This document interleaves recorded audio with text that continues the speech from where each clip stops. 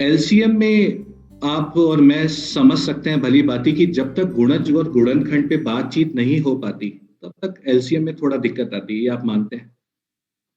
बिल्कुल, एलसीएम में काफी समस्या होती थी। मैं भी अपने विद्यार्थी जीवन को देखूं तो मुझे तो एलसीएम को सुनते बस वो ल स प और म स प वगैरह वगैरह के टर्म्स आप याद सही कह आते रहे हैं। हैं, और लासपा मसपा एलसीएम एचसीएफ कुछ डरावना लगता था। यानी आज भी मैं बि- स्कूल में जाते हैं कि और एलसीएम तो थोड़ा सा ऐसे लगता है कि मैं बैकफुट पे आ जाता हूँ, लेकिन इतना मुश्किल नहीं है नीतीश। बिल्कुल, हमें प्रक्रिया तो पता थी, हम निकालना तो जानते थे कि एलसीएम निकलता कैसे है दोनों विधियों से, लेकिन मुश्किल उसको समझने में होती थी चंदन, कि वो जी। एलसीएम निकालने की जरूरत क्या है, क्यों निकालते हैं, उसकी मदद कैसे मिल रही होगी, उसका काम क्या आ रहा होगा, ये सारी प्रक्रिया जो होती है वो समझने में प्रॉब्लम होती है प्रॉब्लम स्टूडेंट्स होती थी। आप देख रहे होंगे दो चित्र हैं, या तो मैं सीधे उस संक्रिया पे ले जाऊंगा, मैं 8 और 10 का एलसीएम निकालूंगा, तो मैं प्राइम फैक्टर्स निकालता चलूंगा और उनको गुणा करके 40 ले आऊंगा। मैं कर लूंगा, ये मैं बहुत सारे सवाल भी कर लूंगा। लेकिन अंत में क्या मुझे पता पड़ा कि एलसीएम का एक तो समझ क्या थी, ये मेरे जीवन में आया क्यों, मुझे पढ़ाया क्यों गया, और आगे जीवन में क्या एप्लीकेशन है। ये जो ब्रिजिंग लिंक्स होते हैं ये मिस हो जाते हैं। और वो मिस ना हो तो स्टार्ट कहाँ से करना है, संक्रियाओं के बाद आप कैसे करें और इबारती सवालों तक कैसे जाएं, अगले 15 मिनट में शायद हम चर्चा करेंगे। नीतीश, एक भिन्न में मुझे याद है, नीचे से नीचे से डिवाइड, ऊपर से मल्टीप्लाई, ये मुझे भी रटा हुआ था। याद आ रहा है आपको? जब ये 9 और 15 के हाँ जब हम एलसीएम लेते थे और 45 लिखते थे, तो फिर हम 9 पंजे करते थे, 5 दूनी करते थे, याद है आपको? जी, बिल्कुल, इस प्रकार की प्रक्रिया से हमने भी सवाल हल करने की कोशिश की थी अपने विद्यार्थी जीवन में, और बड़ा उलझाता था ये पूरी प्रक्रिया बहुत उलझा के रखती थी हमें। अब ये उलझे नहीं सुलझे, और स्टार्टिंग से कैसे सरल तरीके से जा सकते हैं, कुछ गतिविधियां हैं हमारे पास जो कि उम्मीद करते हैं कि आपकी कक्षा कक्ष में आप कर भी रहे होंगे, लेकिन आप वापस उसको दोहराएंगे। नीतीश, चालू करते हैं। एक संख्या चार्ट मैंने बना ली। मैं बच्चों से कहूंगा कि ये संख्या बना लो। आपने संख्या 1 से 50 तक, क्योंकि एक आप मोबाइल की स्क्रीन पे जुड़े हुए हैं इसलिए 50 तक ली। तो नीतीश, कितना आसान होगा पांचवी छठी के बच्चों के लिए, सातवीं के बच्चों के लिए ये करना? ज्यादा मुश्किल तो नहीं होगा?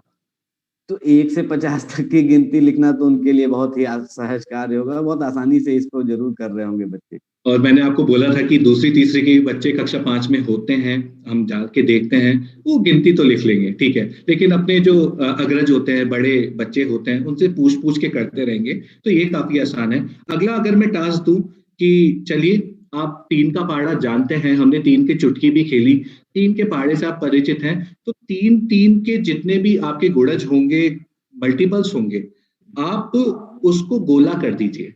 नीतीश, ये भी पॉसिबल है, ये इसमें कोई दिक्कत थोड़ी ना आएगी। बिल्कुल चंदन, जैसा कि बच्चे जरूर पहाड़ा, आपने कहा है कि बच्चे 3 का पहाड़ा जान रहे होंगे, तो उनको 3 के पहाड़े को गोला करने में 3 6 9 12 15 इसमें भी कोई दिक्कत नहीं आएगी। वो तो फिर बहुत आगे तक नंबर जोड़ करके वो कर सकते हैं। मैं बीच में बस एक ही कमेंट करूंगा, इरशाद बाबू ने बोला है इस तरह से पढ़ाई हो रही है जैसे हम बचपन में गणित की क्लास में बड़े मजे से पढ़ रहे हैं। जरूर सर, हमारी बिल्कुल भी यही देख। कोशिश है। जी। आप बने रहिए सर। अब आगे क्या होता है, यह तो हमने 3 के जो गुणज हैं उनको गोला किया है। अगले स्टेप पे चले, क्योंकि ये काम मैं या तो बोर्ड पे कर रहा हूँ और बच्चे कॉपी में कर रहे हैं, आप उसको इमेजिन करिए। अगला स्टेप नीतीश, अब मैंने आपसे बोला कि आप 5 का जो गुणज आएगा उसको चौकोर कर लीजिए। ये अपनी सहूलियत के लिए मैं आपको आकृति दे रहा हूँ, तो आप कर सकते हैं, कोई दिक्कत थोड़ी ना आएगी। नहीं, बिल्कुल, ये भी 5 के पहाड़े भी बच्चों को याद हो जाते हैं। तो और जैसा कि मैंने कहा कि पुरानी प्रक्रियाओं के तहत अगर जो हमने बताया अभी उस प्रक्रियाओं के तहत वो 5 के पहाड़े बनाने का प्रयास करेंगे तो वो भी बहुत आसानी से इसको और क्योंकि मुझे निकाल 5 तक लेंगे। का पहाड़ा पता होता है और उसकी मेरे को अवधारणा पता होती है कि हाँ, 5 का गुणज 10, फिर 5 बार आगे बढ़ूंगा, 15 20। तो अब मैंने ये संक्रिया कर ली, मैंने बड़े अच्छे तरीके से गोला भी किया। लेकिन अगला टास्क आप क्या देंगे? क्या नीतीश, आपके मन में कुछ टास्क आ रहा है? क्या आपको याद आ रहा है हमारा सैर सपाटा, वो जो समस्या थी, क्या उससे आप बिल्कुल, यहाँ पर जोड़ पा रहे हैं? बिल्कुल, मैं देख पा रहा हूँ, और मेरा यही रहेगा कि 3 और 5 का कौन के पहाड़े में कौन सा ऐसा नंबर है जो दोनों में आ रहा है, यानी कि कौन सा ऐसा नंबर है जिसमें हमने गोले भी बनाए हैं और चौकोर भी किया है। तो तो इससे तो मुझे चंदन वो हमारे पार्क वाले तो मैं इनसे मैं ज्यादा मैं रिलेट। वापस सवाल अपने शिक्षक साथियों से देख देख के बता दें कि 3 और 5 का पहाड़ा पहली बार कब आया, दूसरी बार कब आया और तीसरी बार कब आया। तो बच्चों को अब ये भी एक जादू है कि हाँ ठीक है, अच्छा ये 15 पे गोला और चौकोर दोनों आ रहे हैं, तो 15 भी हुआ। फिर तो मैं फिर बाद में उनको बोलूँगा कि हाँ भाई, ये तो समान गुणज है ना, और एलसीएम कोई भूत तो होता नहीं है जो उड़कर आ गया। एलसीएम के अगर बस मैं शब्द समझा दूँ कि गुणज तो तुम्हें निकालना आता है, समान गुणज निकाल लो। समान गुणज में से सबसे छोटा जो लीस्ट होता है, वो सबसे छोटा जो होता है, उसी की तो बात हो रही है। तो बच्चे देखेंगे कि हाँ, 3 और 5 के जो समान गुणज हैं, गिरिराज जी, रानू जी और राडूलाल जी, विष्णु जी ने भी बोला है 15, 30 और 45। तो इस पे मैं बातचीत ठहर के करूं बच्चों से, इसको बहुत ज्यादा तेज नहीं ले जाऊं जैसे हम और आपसे बात कर रहे हैं। तो फिर मैं अंत में बोलूं कि हाँ, सबसे छोटा समान गुणज कौन सा होगा।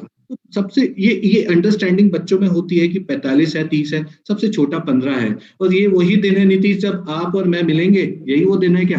हाँ, बिल्कुल, ये पहला दिन है जब हम आप एक साथ मिल रहे होंगे।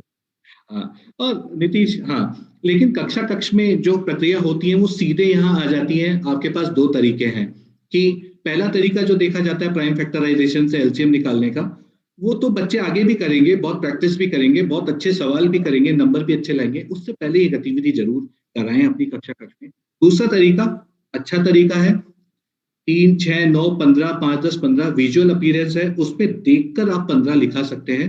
तो एलसीएम दोनों तरीकों पे जाने से पहले कुछ रोचक खेल खेल में है क्या, कुछ रोचक है क्या, बच्चों को मजा आया क्या? क्योंकि एलसीएम एससीएफ के नाम से सर मुझे भी डर लगता था, लेकिन बाद में पता पड़ा कि हाँ आसान ही है। वो हम डर भगा दें और जो कुछ रुचि कुछ इंटरेस्ट जगा दें, यही हमारा काम है। तो नीतीश, उम्मीद करता हूँ कि ये गतिविधि एलसीएम में काफी कारगर सिद्ध होगी, आपको लगता है? बिल्कुल, इस गतिविधि से बड़े रोचक तरीके से समझ बनाने में मदद मिल रही होगी, और जो गणितीय ये एल्गोरिदम है, इसको भी बाद में जब अगर कराएंगे तो बच्चों को एलसीएम को समझने में और उसका एप्लीकेशंस में बहुत ज्यादा ही मदद मिल रही होगी कंदन। जी, और मैं मानता हूँ कि जो गणित नहीं पढ़ाते, आज उनको भी ये समझ में आ रहा होगा कि हाँ, अगर मेरे को क्लास मिले 5वीं 6ठी की, तो मैं भी जाके ये बता सकता हूँ, बता सकती हूँ। वो कॉन्फिडेंस होना ज़रूरी होती है, और वो हम सब में ज्ञान तो खूब भरा पड़ा है। आइडिया की शेयरिंग के लिए हम यहाँ पर बैठे हैं। नीतीश, वही मैंने बताया कि 15 तारीख को हम मिलेंगे, इसलिए मैंने जो पहली स्लाइड थी उसको प्रोबलेमेटाइज किया था। किन तरीकों से इस 15 तारीख पे आ सकते हैं, दैनिक जीवन में अपने सवाल हल कर सकते हैं, इस पे मैं वापस आपको ये बता रहा हूँ कि हाँ, ये एलसीएम की ही गतिविधि थी। नीतीश, आगे बढ़ते हैं। मैं सभी शिक्षक साथियों से बोलना चाहूंगा कि एट इंडिया फाउंडेशन प्रज्ञान टेक्नोलॉजी के माध्यम से कक्षा कक्ष के जितने भी आइडिया हैं वो अपने एप्लीकेशन में जरूर, और मैं सत्र के अंत में जरूर बताऊंगा कि ऐप में गूगल प्ले स्टोर पे वो आपको कहाँ से मिलेगा। लेकिन मैं आपको ये बताना चाहता हूँ कि उस एप्लीकेशन में और यूट्यूब चैनल पे आपको कुछ ऐसे वीडियो मिलेंगे। ये वाली गतिविधि हमने आपके लिए, हमारी एक शिक्षिका है, उनसे कक्षा कक्ष में सरकारी विद्यालयों में ही कैप्चर कराई थी। आप इसे जरूर देखें और इसका आनंद लें। मैं नीतीश अपने वीडियो पे जा रहा हूँ, आप बताइएगा। अच्छा, आप गोल जी घेरा जनरल, बना वीडियो स्टार्ट हो गया, आवाज आ रही है। गिनती बोलेंगे। 1 2 3 4 5 6 7 8। 1 से लेके 40 तक गिनती बोली है ना। अब हर तीसरे अंक पे हमको पत्ती बोलनी है। 1 2 पत्ती 4 5 3 7 8 पत्ती 10 11 पत्ती 13।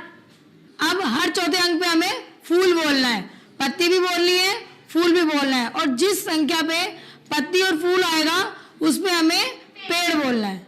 1 2 पत्ती फूल 5 पत्ती 7 फूल पत्ती 10 11 पेड़। इसने पेड़ क्यों बोला है पता है क्या? क्योंकि 12 3 के पहाड़े में भी आ रहे हैं और 4 के में भी आ रहा है। 13 14 फूल 3 के बाद पत्ती किस अंक पे बनेगी? 6 पे। फिर 6 के बाद 9 पे। तीसरे चरण में हम हर चौथे अंक पे क्या बनाएंगे? 4 के बाद किस पे बनेगा? 8 पे। उसके बाद 12 पे। फिर चौथे चरण में हम गिनती वही 40 तक लिखेंगे, और फिर क्या बनाएंगे? और पेड़ कहाँ बनाएंगे? 12 पे। और 24 36 पे। अब अपन ये देखेंगे कि पत्ती बनाई है ना तुमने। अब 4 के गुणज पे हमने क्या 36। तो जो 3 के गुणज में आ रहा है उसको मैं देखो जोड़े बना देते हैं हम इसमें 12 के। तो नीतीश, ये अपन ने तो सिर्फ चित्र में गोला और चौकोर किया था। मैडम ने एक आइडिया दिया था कि भैया पहले गोले में बिठाते हैं, फूल पेड़ पत्ती से गतिविधि भी कराती और उसी की लर्निंग आप बोर्ड पे लेके जा रहे हैं एलसीएम।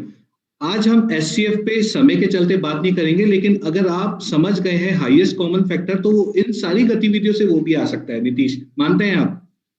जी बिल्कुल, शिक्षक साथी इन गतिविधियों का उपयोग बहुत आसानी से गणित की अन्य संक्रियाओं और अन्य जरूरतों को पूरा करने के लिए बहुत आसानी से इस प्रकार की गतिविधियों के साथ वो काम कर सकते हैं। मैं शिक्षिका जो हमारे साथ जुड़ी हुई थी, जिन्होंने हमें सहयोग किया, उनका आभार प्रकट करता हूं। और मैं सत्र के अंत में आ गया हूं, लेकिन अभी सत्र खत्म नहीं हुआ। 5-7 मिनट आप हमारे साथ रुकिए और कुछ इबारती सवालों का भी होता है। मैं फिर वापस आपको नीतीश गार्डन में लेके जाना चाहता हूँ। एक और समस्या है मेरे मन में, मैं आपको बताना चाहता हूँ कि आप चक्कर बहुत तेज काटते हैं। आप गार्डन के गेट से अगर घूमने लगते हैं तो हर 6 मिनट में आप एक राउंड पूरा करते हैं और मेरी गति आपसे हमेशा कम रही है। मैं हर 10 मिनट में एक चक्कर पूरा करता हूँ। ये आप ध्यान से सुनिएगा। अगर आप इसका जवाब देंगे सभी शिक्षक साथी, तो हमें लगेगा कि आज हमने कुछ कारगर बात की है और आप ये बच्चों तक लेके जाएंगे। क्या अब मेरा जो सवाल है कि नीतीश जब एक पॉइंट से स्टार्टिंग पॉइंट है और चंदन जो कि मैं स्टार्टिंग पॉइंट से जब घूमना चालू करते हैं तो नीतीश 6 मिनट में एक चक्कर काट लेते हैं और मैं तो धीरे धीरे चल रहा हूँ, ठंड का मारा, वो 10 मिनट में चक्कर काट रहा है। तो अब मैं ये सवाल पूछता हूँ कि अब हम वापस उस स्टार्टिंग पॉइंट पे कितने मिनट बाद मिलेंगे? क्या ये होता है जीवन में? जब आप आगे गणित की तरफ बढ़ते हैं तो इस तरह के सवाल, इबारती सवाल बढ़ाने पड़ते हैं और मैं चाहूंगा ये हमारे शिक्षक साथी इसकी मदद करें। नीतीश, सोचना पड़ेगा आपको और मुझे। जरा चालू हुई है आप 6 मिनट। जी बिल्कुल चंदन, मैं प्रयास करता हूँ कि अब मैं पहला चक्कर तो 6ठे मिनट में ही लगा लूंगा, फिर दूसरा चक्कर लगाने के लिए मुझे 12 मिनट लग जाएंगे, मतलब 6 मिनट और। फिर 18वें मिनट में मैं 3 चक्कर पूरा कर रहा हूँ, फिर 24वें में, फिर 30वें में, फिर 36, फिर 42। अब ये आगे बढ़ता जाएगा। चंदन, आप अपना नीतीश, आप मेरा तो सवाल यह है कि आप उसी स्पीड से भाग रहे हैं लेकिन आप थकेंगे जरूर। जी बिल्कुल। वो नेचुरल डिस्कशन बच्चा के बोलते थे, सर थकोगे नहीं क्या? उसी तेजी से भागते जाओगे क्या? उसका भी ध्यान रखें, क्योंकि वो बात आ जाती है गणित में कि मैंने गोली मारी, 5 कबूतर बैठे थे, 3 उड़ गए, 2 बैठे हैं। बच्चा के बोल देगा, सर गोली में तो सारे ही उड़ जाएंगे। ठीक है, तो ये अपनी रियल लाइफ से वो गणित लेकर आते हैं। तो मैं आपको बता दूं नीतीश, जब आपने सोचना चालू किया था, मेरी स्पीड तो छोड़िए, घनश्याम जी, लाडू लाल जी, सुनीता जी, हुकुमचंद जी, संतोष जी, सलीका जी, राकेश जी, सबने बता दिया कि भैया आप 30 मिनट बाद वापस उस स्टार्टिंग पॉइंट पे मिलोगे। तो इस तरह के इबारती सवाल गढ़ सकते हैं और हम बता सकते हैं कि हाँ ठीक है, उसका प्रैक्टिकल इम्प्लीकेशन क्या होगा वो अलग बात है। लेकिन हाँ, फिर हम लिखें कि हाँ नीतीश 6, 12, 18, 24 और 30, चंदन शर्मा 10, 20 और 30 और 30वें मिनट पे वो मिलेंगे। तो इस वापस ये इबारती सवाल थोड़ा विजुअलाइज करें। बच्चे भाषा जरूर समझे, ये जरूरी हो जाता है भाषा का भी इबारती सवालों में। बिल्कुल चंदन, इबारती प्रश्नों को समझने के लिए पहले तो उनको बहुत आसान से, धैर्य से पढ़ना पड़ता है ताकि वो बहुत आसानी से उनको समझने का प्रयास कर सकें। कई बार उन प्रश्नों में ही उनके उत्तर भी छुपे रहते हैं। तो जैसा कि आपने बताया कि 6 मिनट और 10 मिनट, अब उसी प्रक्रिया में जब वो आगे बढ़ेंगे तो बहुत आसानी से वो हल कर पाएंगे। चंदन, हमारे 2 शिक्षक हैं, मैं नरेश सुथार जी, खुली आंखों के बंद चक्षु खोल कर रख दिया है, बहुत ही शानदार सर। ये सब हम सब की कोशिश है, हम सब फील्ड में जाते हैं, आप ही से ही सीखते हैं और हम उसको बस ऑनलाइन में लाने का काम कर रहे हैं। दूसरा है हुकुमचंद जी ने एक निवेदन किया है कि अगली बार और कठिन चैप्टर लें। तो हम माध्यमिक कक्षा और माध्यमिक कक्षाओं के लिए भी कुछ एसटीएफ और हायर जो टॉपिक्स होते हैं, जो फ्रैक्शंस में एलसीएम निकालते हैं, उस पर भी हम कोशिश करेंगे। तो नीतीश, मैं ये समझता हूँ कि हमारे शिक्षकों की बहुत अच्छी भागीदारी रही और एलसीएम और गुणज और गुणनखंड में काफी समस्याएं हमने उसको सुलझाने की कोशिश की है।